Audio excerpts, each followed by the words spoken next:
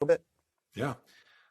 So a couple things. One, I ran a massive airline for a bunch of months. We had Americans stranded all over the world. We brought back 100,000 plus Americans who'd had roadways, buses, airplanes pulled out from under them. And so we went and tried to round them all up, which was amazing work. The State Department, actually, I gave them full credit for having managed this process to help get these people back home out of tough places.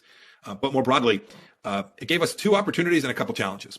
First challenge was, look, this virus almost certainly came from the Chinese lab. And we were immediately, I think I said this on a TV show in March of 20, maybe it was April, and just pilloried for hating. I was a racist and an anti-China racist. Nope, it came from the lab, almost certainly. Also, Chinese is not a race, but that's a different thing. But okay, no, it's all crazy. Yeah. But even more important than where it came from, the Chinese leadership knew that they had a pretty damn contagious, relatively lethal virus on their hands by the fall of 19, and decided to put tens of thousands of people on airplanes and murder. And I say that intentionally, murder hundreds of thousands of people all across this country. They had a choice to make. The choice they made was load airplanes, send them to Milan, Italy. The Chinese Communist Party must be held accountable for this. Look, they don't care about human life, so be it. But when you transmit that to the rest of the world and you kill people all around the world, there's a place for real accountability. The good news is I think Americans came to see how bad the Chinese Communist Party really was. The risk to America if we outsourced all of our manufacturing, certainly semiconductors and national security stuff. But think basic things like simple pharmaceuticals, the capacity for our medical system to operate without Chinese supply chains. I think American people can see that was a bad idea, and those businesses are starting to come back to America and to places that we can count on, to partners and friends, and that is a good thing.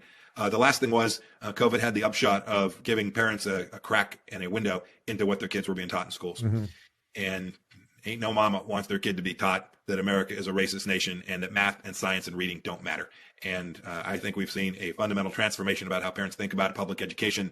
They want to make sure their kids get a fair shot at the American opportunity. And I was all across the country last year campaigning for candidates. It didn't go as well as I would have hoped, but I was out there grinding away, listening to folks, and they are serious about this. And the fact that we were all watching more closely what our kids were up to, I think is a net good thing.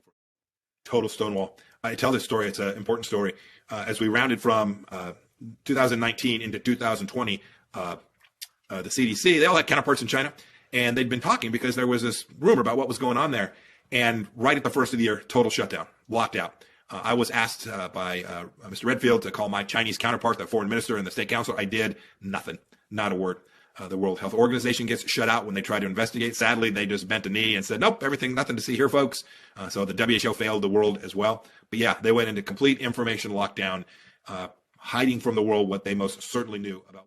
Do you think it's fair to say that China did this intentionally? Maybe not the leak itself, but that the export of it, and when you're being stonewalled and all of these things, that this was sort of the plan to